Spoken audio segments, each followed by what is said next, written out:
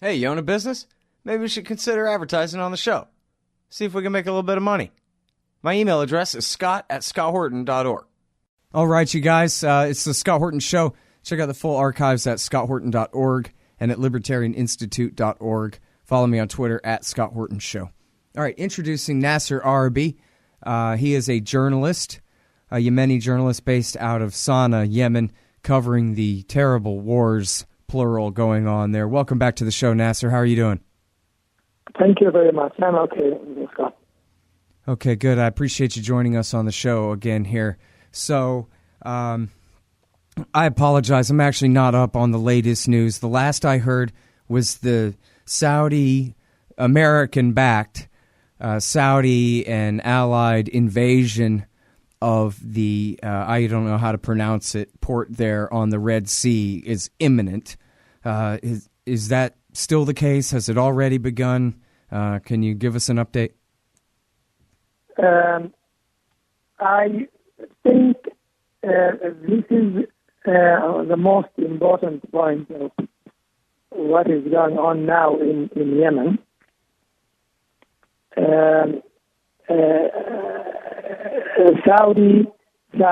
U.S. and Saudi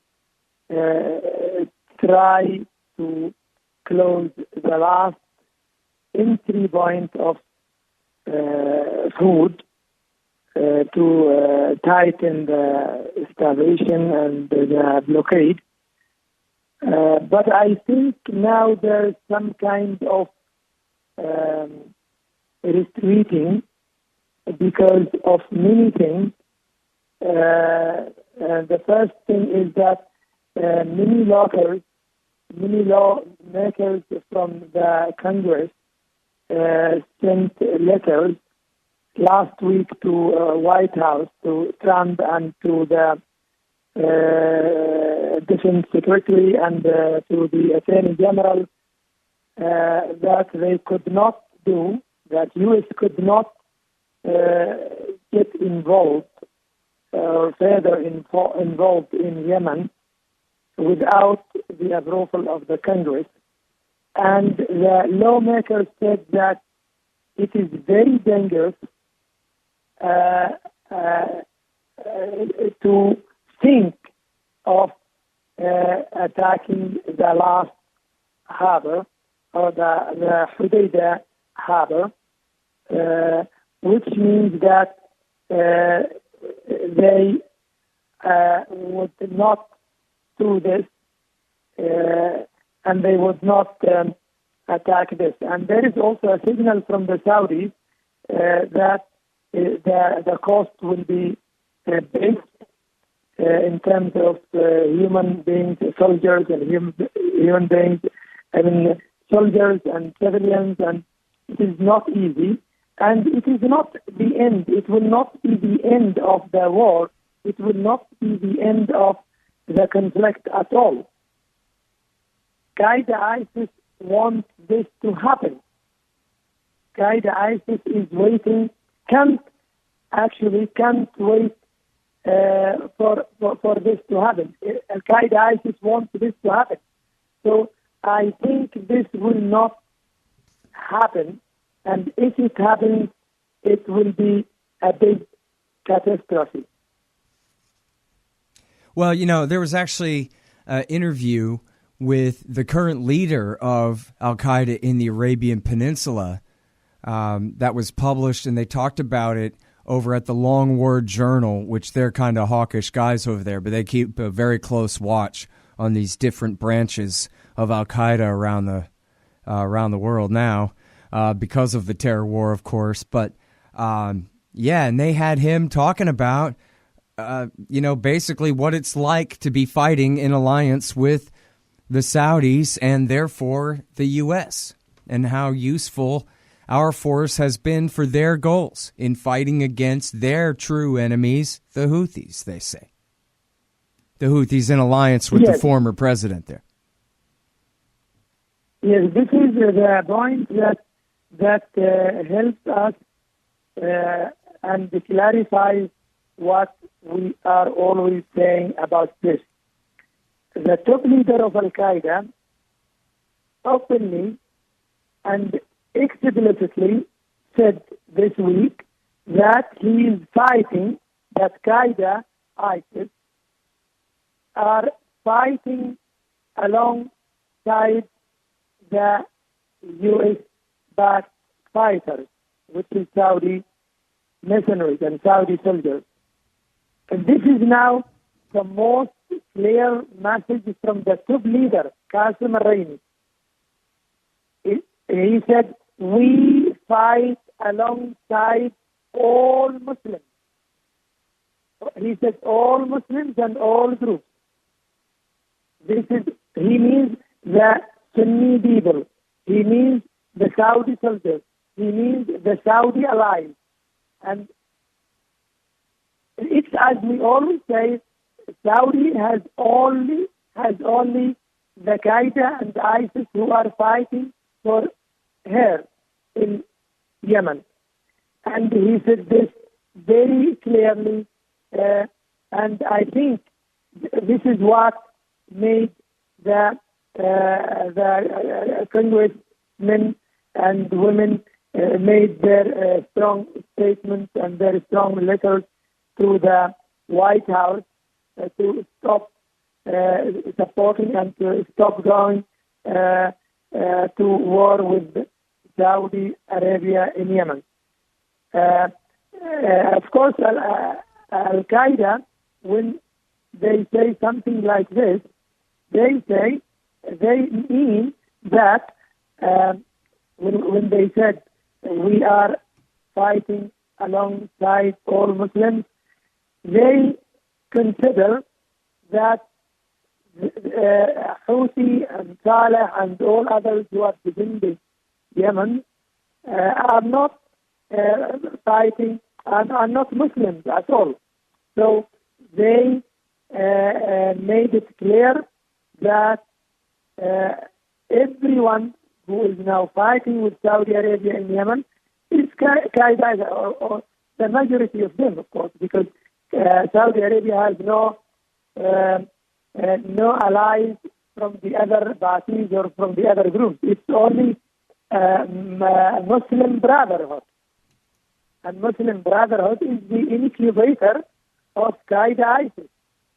This is why he said something like this. And I think if we talk now of what is happening in the South, your audience will understand clearly what is happening exactly in Yemen. Sure, go ahead. Okay. What is happening now in the South is the legitimacy of the Saudi puppet Hadi is buried now. It is nothing now. United Arab Emirates, that is the second largest partner of the so-called Arab coalition led by Saudi Arabia, they refused Hadi legitimacy and they declared a president for the South. His name is Zubaydi, Nasser Arrabyee. So why they did this? Because Hadi, before this decision, or last week, sacked the leadership of the South. The leadership of the South that is supported by the United Arab Emirates, and replaced them with people, with a man linked to Al-Qaeda ISIS, linked to Brotherhood. And the Brotherhood is the enemy of the United Arab Emirates, and it is, of course, Brotherhood is the incubator of Qaeda ISIS. And this is why the Emirates completely refused by organizing a million-man demonstration, and they declared leadership for the South, and this leadership said that they are in their way to declare the independent state of the South, because they don't want Qaeda, ISIS to control and to rule in the South. Mm-hmm. So now we are in a very critical state. Now, the world should now realize that the legitimacy they were talking about was a big lie, because Hadi now is not is only legitimate in the luxury hotel in Riyadh. He is not legitimate in the South. He is not legitimate in the North. He can't do anything at all. Even the man who was appointed by him, he is not in the South. He is not in the North. He is still in the luxury hotel in Riyadh. So now I think that if there is help for Yemen, I think the world should know, including the United States and the lawmakers and everyone, that the United Arab Emirates and Saudi Arabia were only lying about legitimacy, and they wanted only to destroy and to kill the Yemen people for their influence only, not anything else. All right, now let me make sure I understand you right about this guy. You're saying that here we have this coalition, the U.S. backs Saudi Arabia and the United Arab Emirates in this endeavor, and the UAE has decided that the Saudi puppet Hadi, who Hillary Clinton maneuvered into power back in 2012, that he was just, this is going nowhere. We need to give up on him. And now they've decided that this guy Zubaydi should be the new leader that they're trying to install in power, which, one, you're saying goes to show the complete bankruptcy of the policy, how wrong the policy was to even try to put Hadi in there when he had no legitimacy at all. I think that is clear. But you're also saying, did I understand you right? You're saying that this guy Zubaydi that they're replacing him with is no better than Hadi. And that, in fact, I think the way you're saying it is, well, he comes from the Muslim Brotherhood, which means he might as well be from Al-Qaeda. Is that what you're saying? I'm not certain I buy that, but I don't know anything about the Muslim Brotherhood in Yemen either. Yes, this is the point. This is the point that everybody should know. This conflict did not start last week or last month. We were observing it for 1 year now, at least, between Saudi Arabia and the United Arab Emirates. So Hadi replaced the Zubaydi with someone linked to the Qaeda ISIS, and he's Muslim Brotherhood governor, and he's still now in Riyadh. He's not in Yemen at all. They just tried when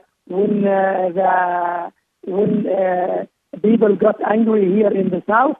He just tried to meet with the Saudi king and with the U.S. ambassador in Yemen, who is in Riyadh, to give him some legitimacy. But this is very funny because all of them are in Riyadh, and the millions into the south are refusing them completely. Not only refusing them, but the UAE officials said that Hadi, they said publicly, Hadi must be fired. Hadi must be sacked. Hadi must be dethroned. This is what they said after his last decision. One of them is the head of the police in Dubai, Khalfan. He said that Hadi must be deposed. Hadi will never, ever be a solution for Yemen, not for the south, nor for the north. So he is not liked by anyone. He has no popularity in the south and nor in the north. So he's just someone. He is being used by Saudi for their agenda, unfortunately. Okay, now, also, I think if I understood you right, you were saying you think that because of the congressional opposition and because of other outcry from other places saying that if they do invade the port at, if it's Hodeida, am I saying it right there, that the consequences would be so dire for the civilian population that at least for now that invasion has been canceled, you're saying. Is that right? Yes, everybody now knows. Let me tell you why. Now we have one child dies every 10 minutes. This is according to the UN statement. Actually, the UN Secretary General Antonio Guterres, who said this in Geneva, one child dies every 10 minutes in Yemen or because of hunger-related reasons, because of hunger-related illnesses, which means about more than 4,000 children die per month. Now we have about more than 3 million Yemeni children who are suffering malnutrition, and this number is increasing day by day. And the only entry point for food is Hodeida now. So you can just imagine if this Hodeida is closed, what will happen? The lawmakers in the U.S. Congress know this fact very well. And I think even Trump now started to realize what it means to go to war in Yemen. He understood because of what he did last January in his field operation, in which about 5 U.S. soldiers were killed and 2 helicopters and these things, and many Yemeni civilians. So he knows what it means.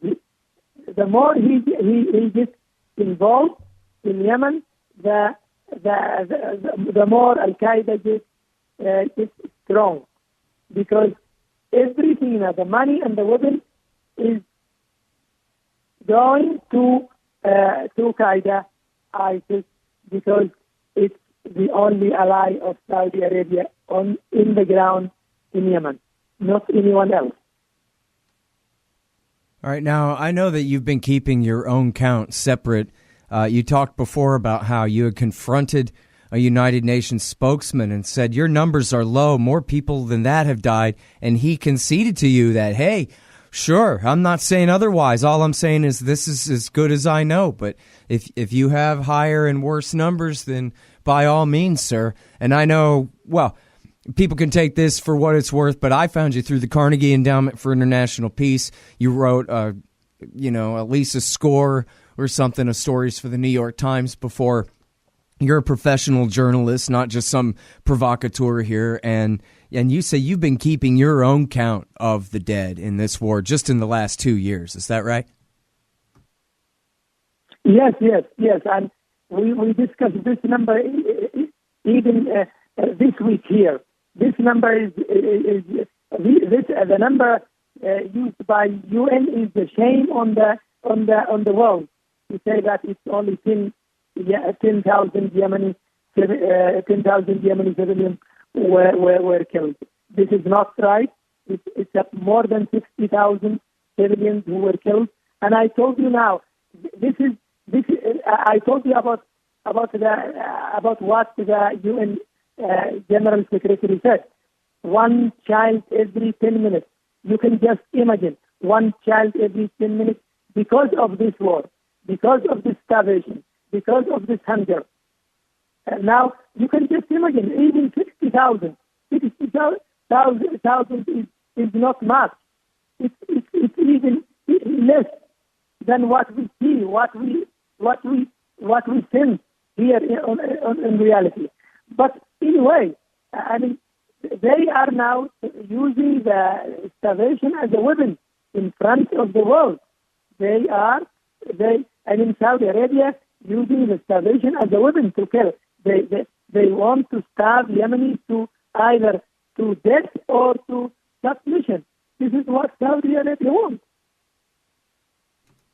Well, you know, this is the thing about it, too, and we've talked about this before, and now here even the United Arab Emirates has given up on Hadi, and that is that there is no end game here. They can just keep going forever, I guess, but if they ever had a plan, it was to put Hadi back on the throne. That was never going anywhere. Now we're 2 years into this.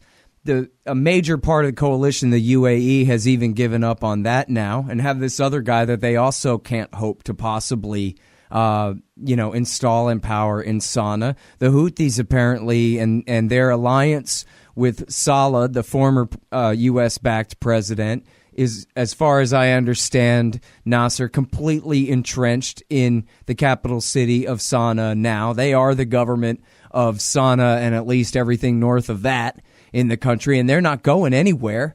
And so what's the point, actually? As you're saying, okay, well, the Saudis can starve kids, but other than just sadism, what the hell is even going on here? Where is the pressure, international or otherwise, for some kind of ceasefire here? Since obviously neither side can win. Neither side can defeat the other and dictate terms.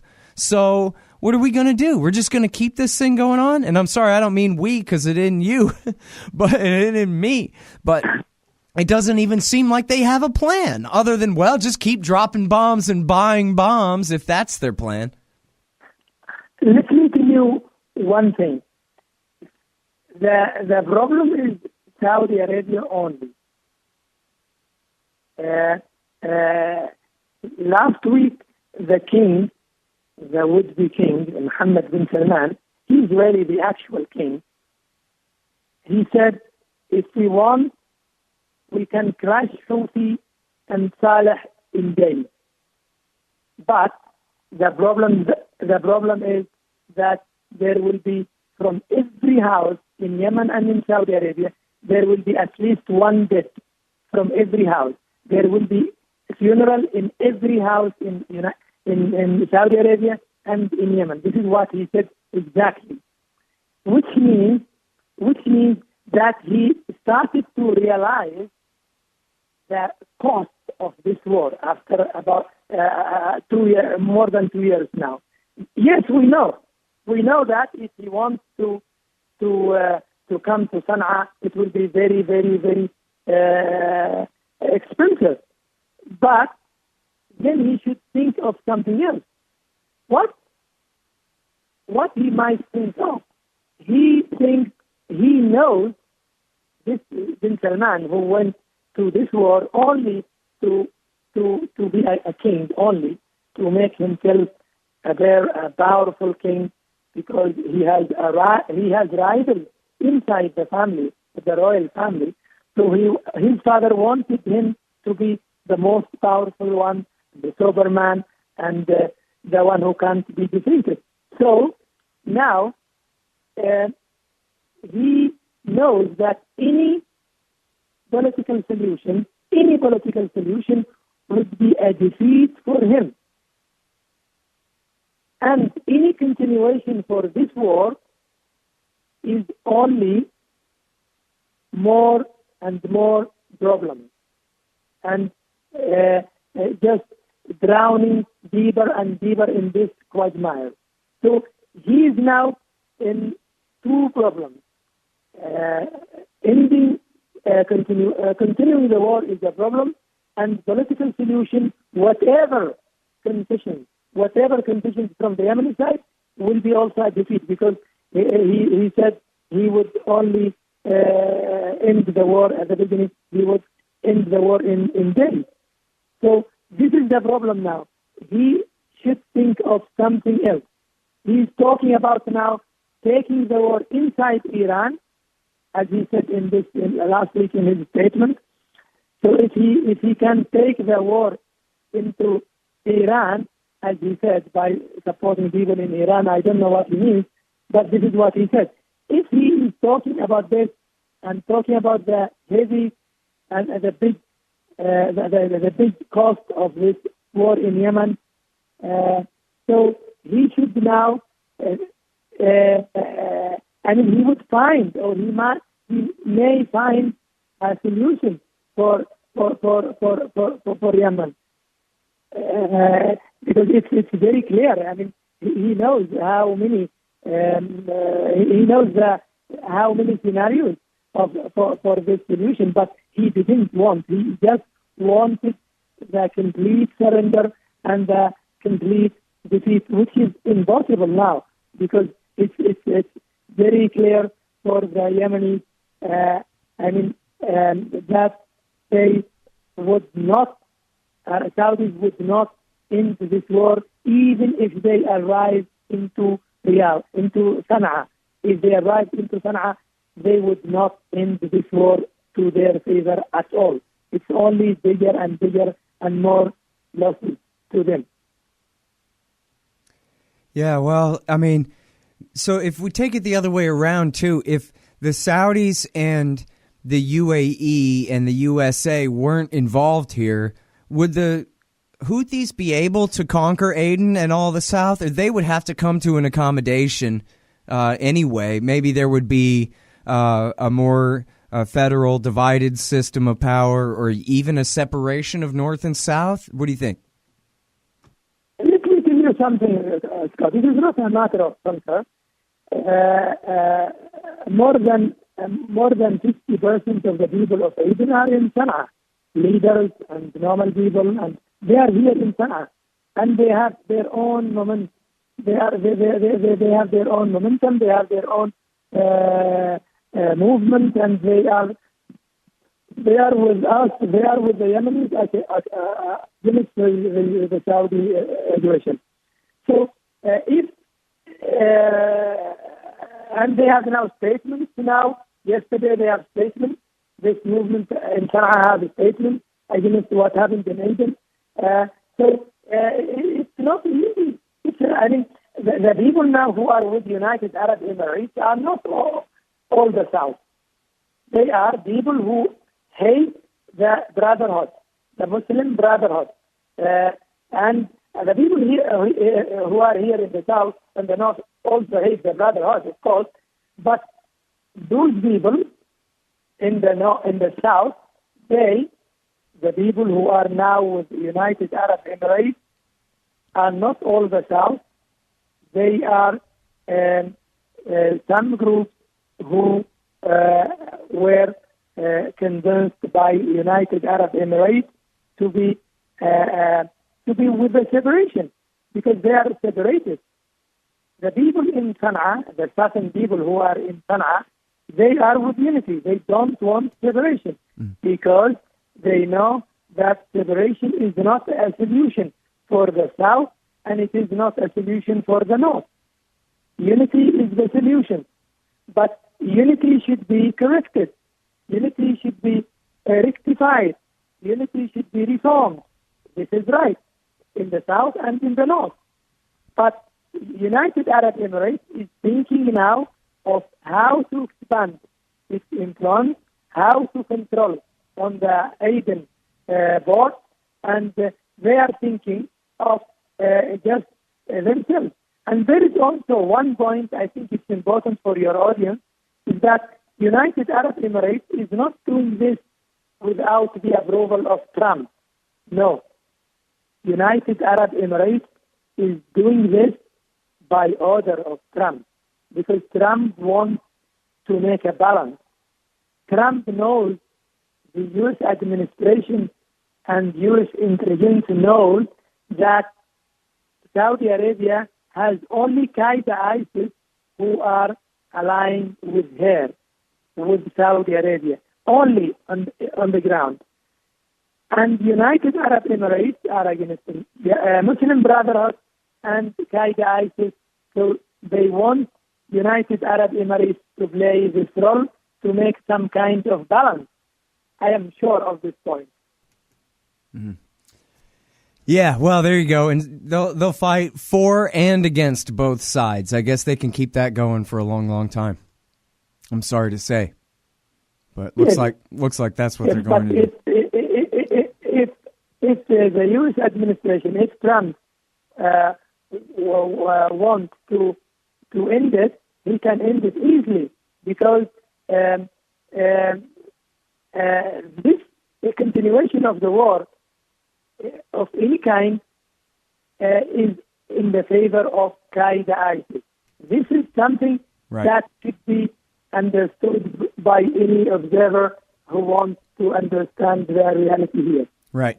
Yeah, and this is you're right. I mean, that is, even if nothing else was part of this, that's the part that matters the most. And that's, we always start in the middle of the story because we're so late into the intervention here. But the real story going back was that Obama's war, his drone war, CIA and Air Force drone war against Al-Qaeda, grew them up and made them more and more powerful. At the same time, he was bribing and arming Saleh, the previous dictator, with all these guns and money that he was using to attack the Houthis, which just made them more and more powerful as they kept winning against him and gaining in power. They ended up helping to drive him out of power and then allying with him.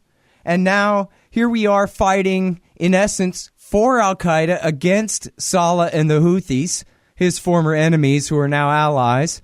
And at the same time, we're still bombing Al-Qaeda, which is, on the face of it, it hurts them because it kills them, but actually just makes them grow, as we've seen this whole time since Obama came into power in 2009. It's just like pouring water on a plant. It just makes them more and more powerful and drives up their recruitment bigger and bigger. So on one hand, when we fight them, we make them more powerful. On the other hand, when we fight for them, we make them way more powerful. And this entire strategy is just absolutely crazy. I mean, if the story of American intervention in Yemen isn't enough to get people to want to just call off the whole terror war, then I don't know what to tell you, man, other than I'm sorry.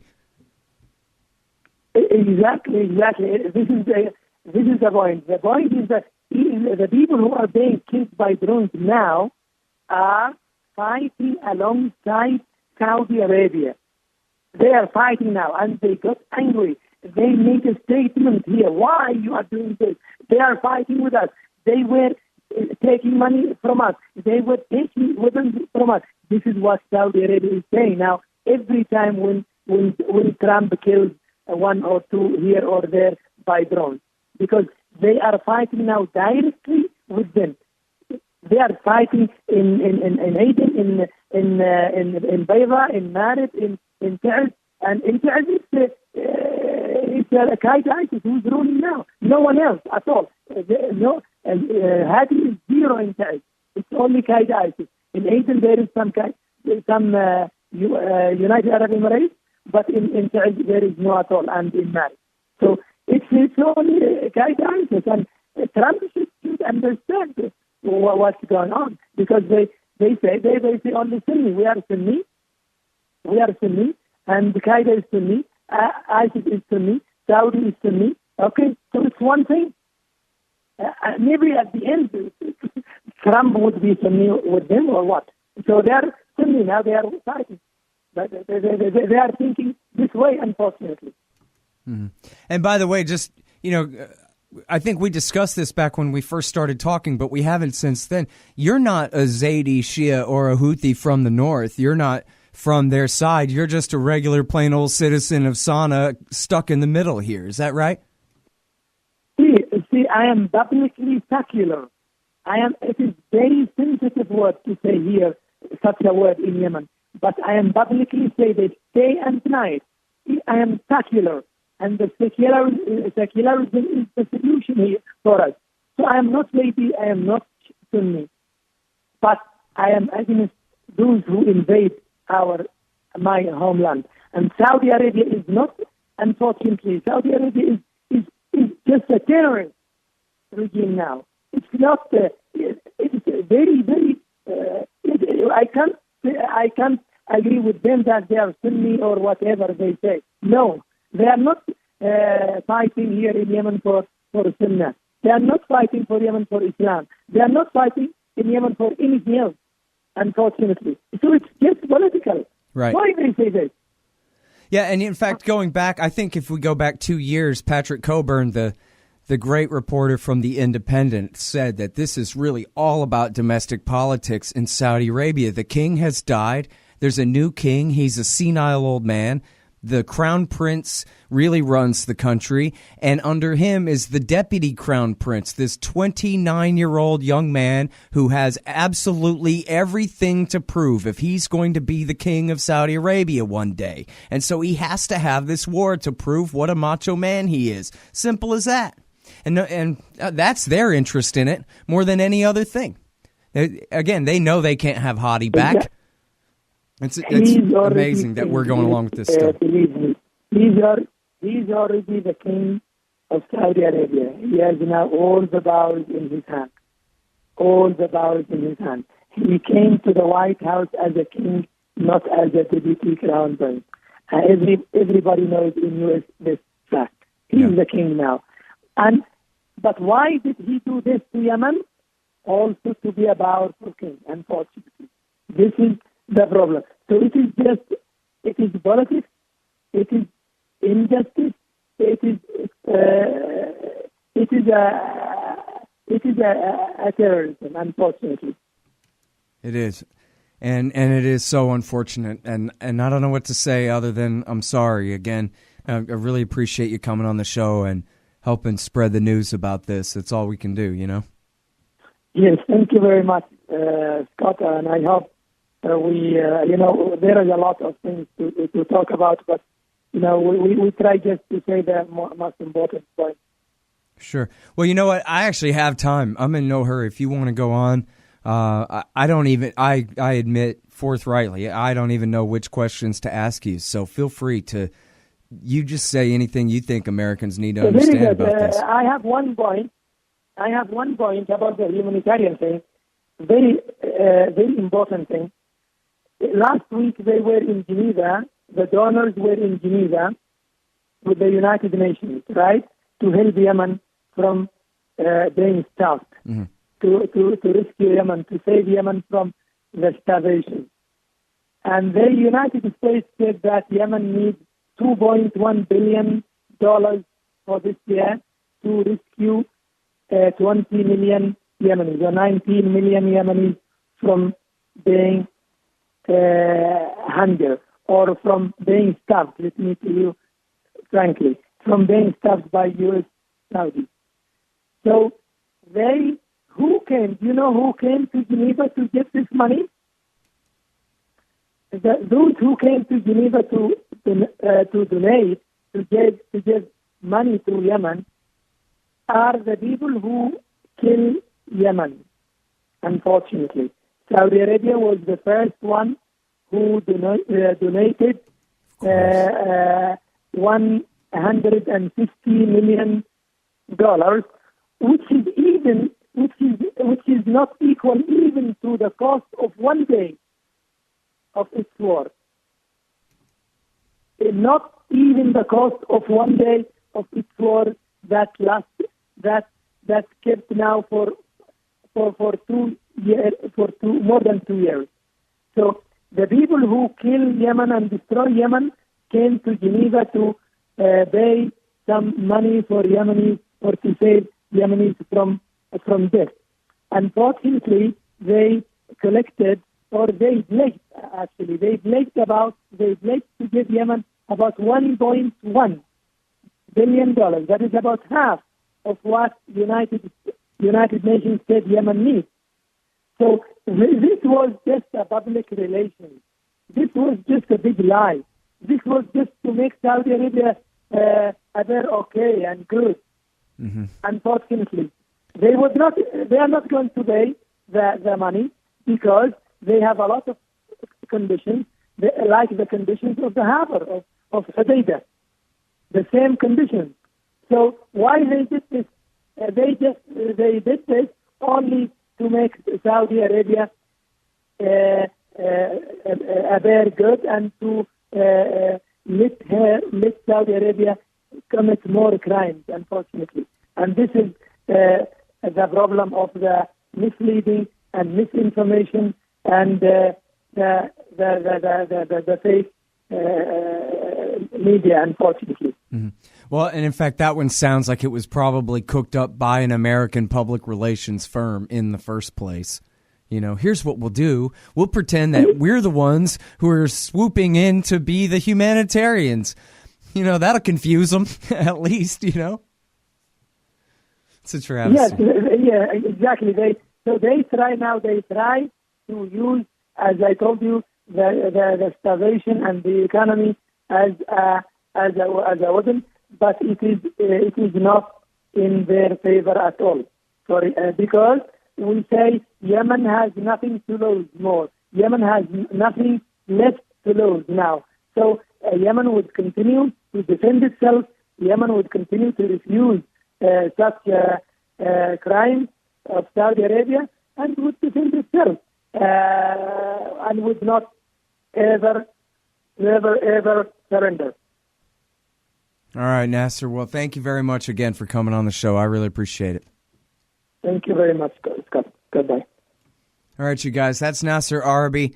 Yemen Now, Yemen-now, Yemen-now, Yemen Alan is the website, his news site. And you can check out his archives at the New York Times and just put his name in Google News there, Nasser Arrabyee, and you'll find a lot going back over the years and learn a lot of background about the war in Yemen there. And check the archives. I've interviewed him, I don't know, 10 or 15 or 20 times now or something the last couple of years. So check that out. Nasser Arrabyee, everybody. I'm Scott Horton. This is my show, scotthorton.org /interviews. You can find just about 4,500 interviews there. And also at /show, I'm now doing questions and answers there on the old whole show feed.